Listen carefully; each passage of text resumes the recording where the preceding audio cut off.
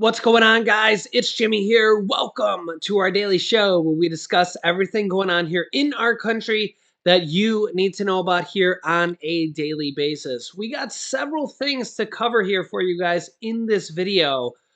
There's a lot going on here. Let me know what you guys think here. Let's jump right in. And thank you so much for liking these videos. Here we go.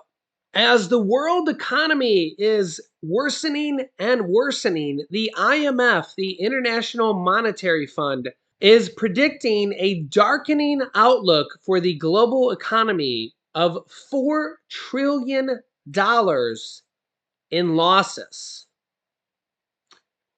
Yikes. The International Monetary Fund, the IMF, is predicting an increasingly gloomy global economic outlook for the coming years, projecting a $4 trillion loss in global output from now until 2026. Remember, 2023 will be here basically in a few months, so over the next 3 years. The managing director of the IMF said in remarks at Georgetown University here that the world is seeing a fundamental shift in the global economy from relative predictability to greater uncertainty. She said that the IMF predicted a strong economic recovery from the pandemic as global growth reached 6.1% in 2021. But most economists thought the recovery would continue and inflation would subside, with vaccine access helping restore supply chains. But multiple economic shocks have changed that outlook, she said. Quote, multiple shocks, among them a senseless war, changed the economic picture completely. And remember, this isn't somebody from the US. She referenced Russia's invasion on Ukraine. Far from being transitory, inflation has become more persistent. She said all the world's largest economies are slowing down, with Europe severely impacted by Russia cutting off its access to natural gas. China is still struggling with pandemic-related disruptions. Remember, they had tens of millions of people under lockdown, and still do in some cases. And inflation in the United States reducing disposable income and consumer demand. She said the slowdown is having an adverse effect on developing countries that are receiving reduced demand for exports and may be strained by high food and energy prices. Does that sound familiar? And meanwhile, massive companies here in the US, some of the largest employers like Target and Walmart, are already noticing that Americans are running out of money, making a recession more and more likely, which many people think we're already in a recession, or maybe making it more and more likely that the recession may be worse than expected. New data from August showed that US households have spent about $270 billion of the $2.4 trillion in total savings of all Americans, according to the Bureau of Economic Analysis. That equates to about 11% of all accumulated savings has now just been completely burned and just completely wiped away because of inflation. Just poof, gone like nothing. But recent revisions paint an even bleaker picture. According to a newly revised stat that came out on September 30th, the savings buffer peaked at only 2.1 trillion in August 2021, and roughly 630 billion, or 31% of that cushion, has been spent, which makes it what? 3 times as much? So according to this new revision, 31% of all Americans' savings, for those that even had savings, has now been spent. That smaller cash cushion signals the risk of recession is higher than we previously thought. Should households start to cut spending and prop up their declining savings, it could remove a much needed driver of economic growth.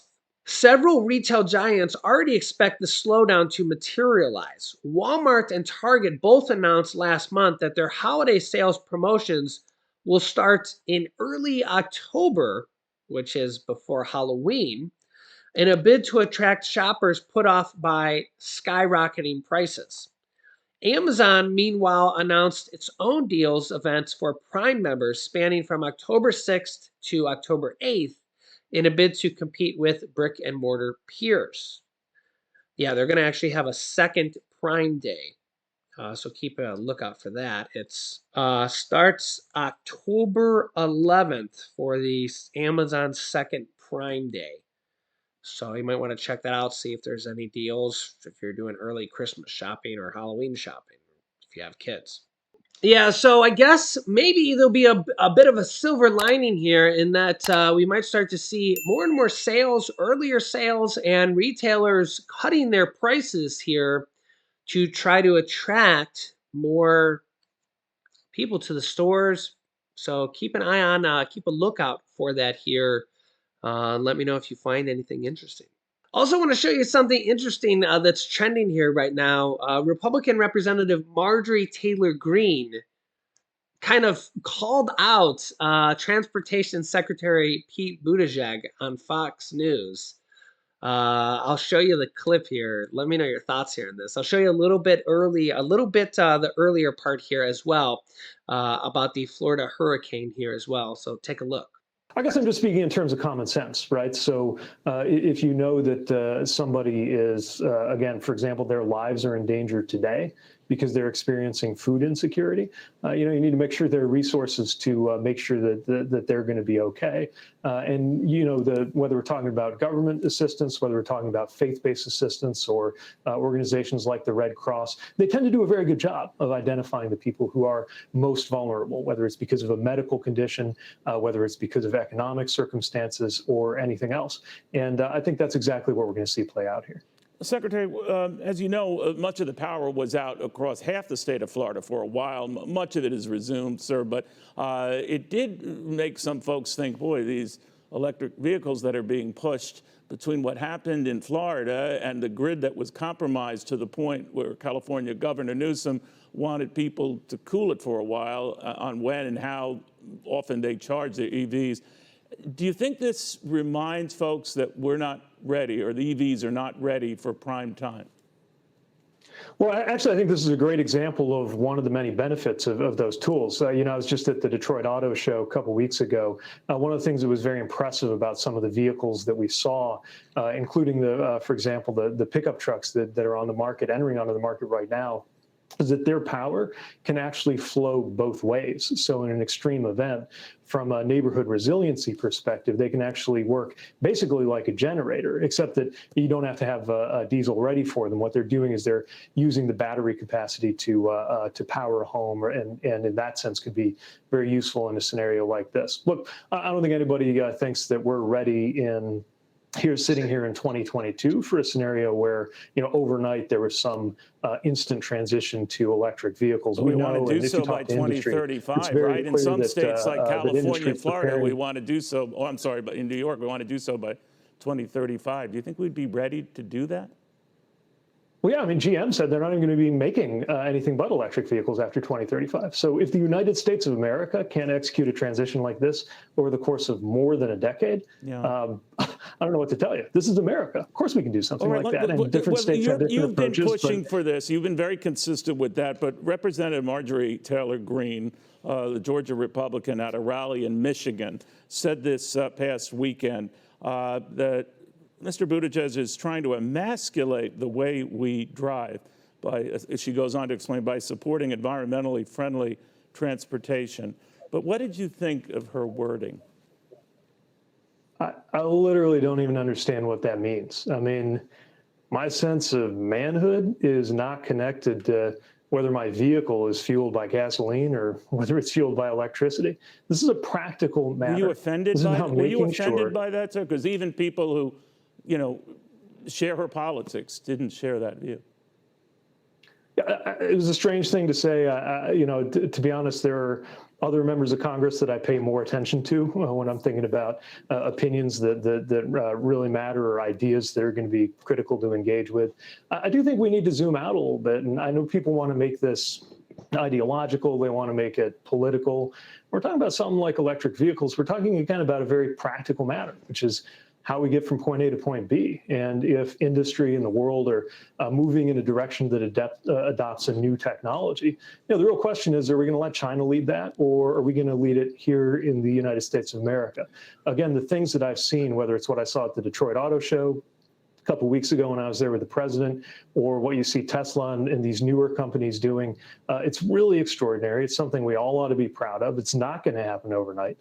We also know that we ought to be prepared. America has never been a country to live in the past. And I think that's especially true when you look at the finest tradition of our automotive sector. And I think we're going to have a lot to be proud of when we look at how America ultimately leads the way into this EV future. Nevertheless, as you know, sir, the OPEC and OPEC Plus countries are ready to cut production, maybe up to 1 million barrels a day.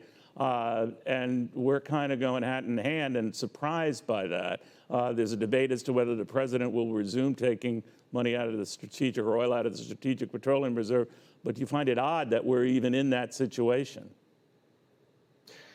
I definitely think we'll be in a better situation when we're not dependent on a commodity that is largely being produced in foreign dictatorships. It's one of many, many reasons why American energy security will benefit from homegrown clean energy, which is, of course, exactly the direction we're trying to go into for the long term. For the short term, you've had measures like the Strategic Oil Reserve, measures like the flexibility on ethanol.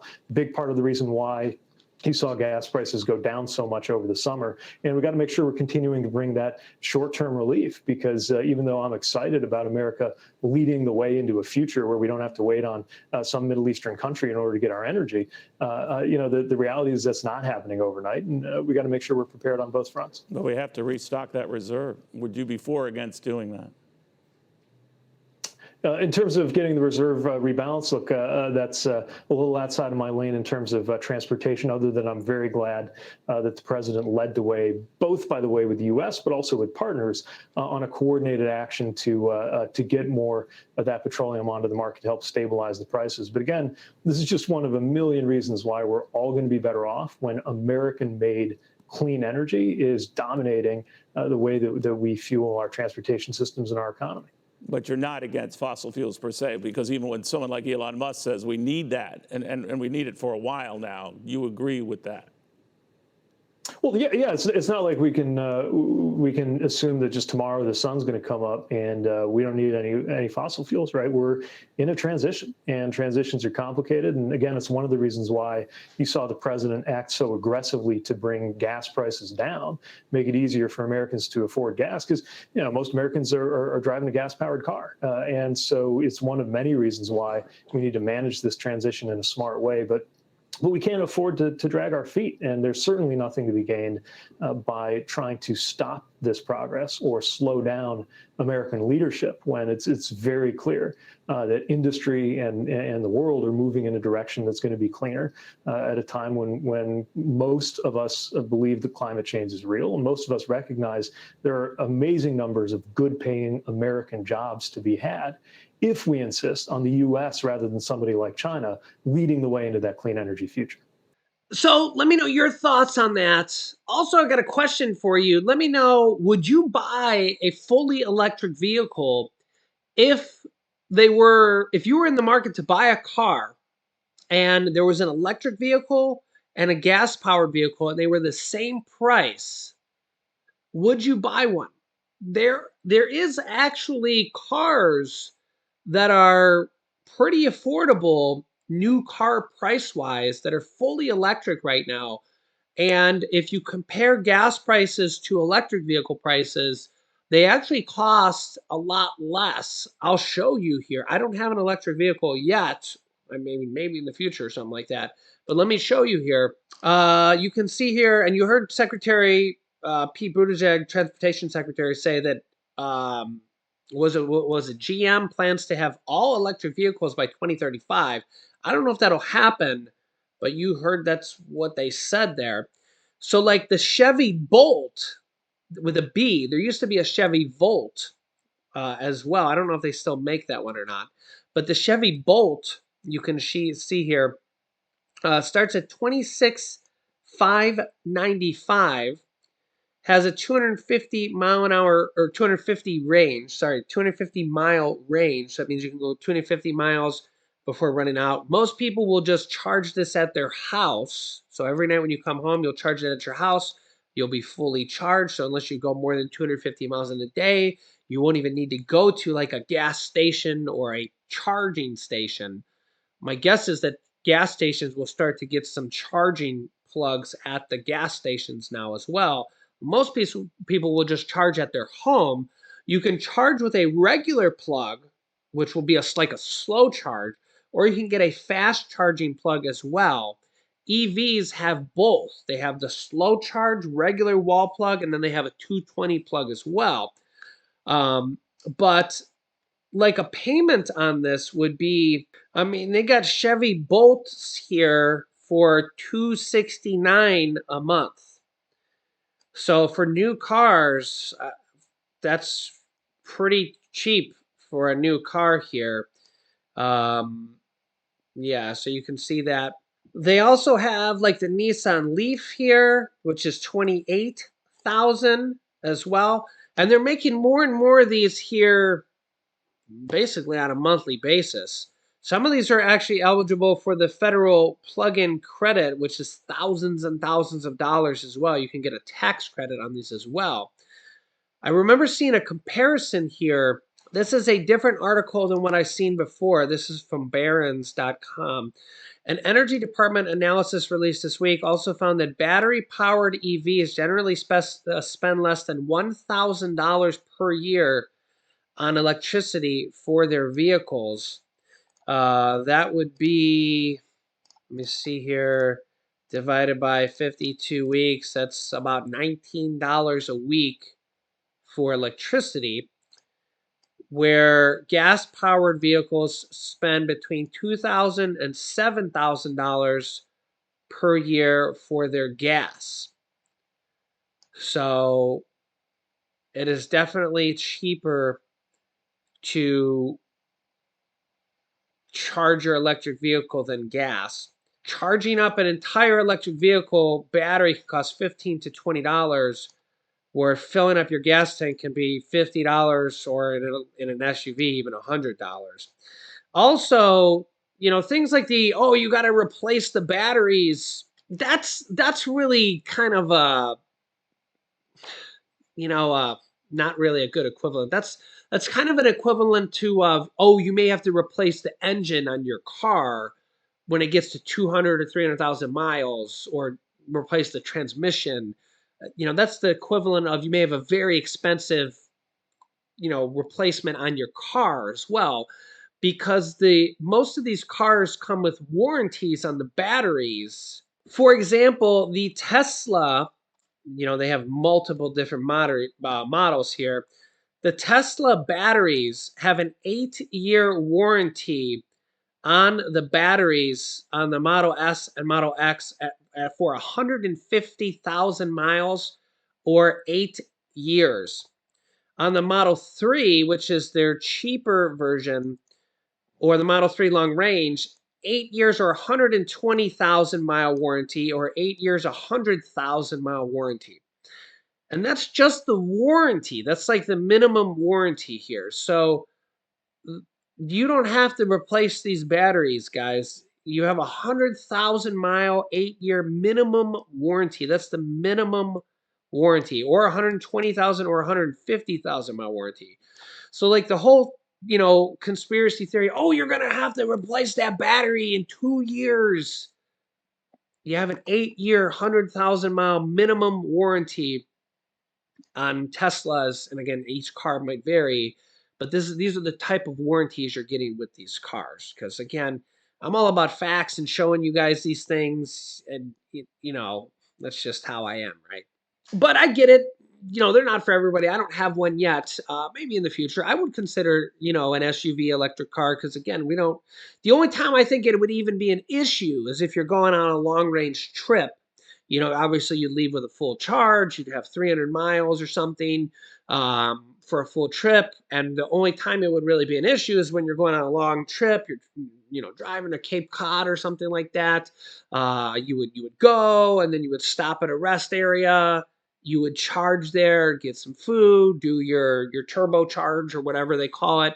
You'd get some food, and then you'd have another 300 miles. You'd go, you're up, 200 miles, 250 miles, stop again, get some food, do your turbo charge.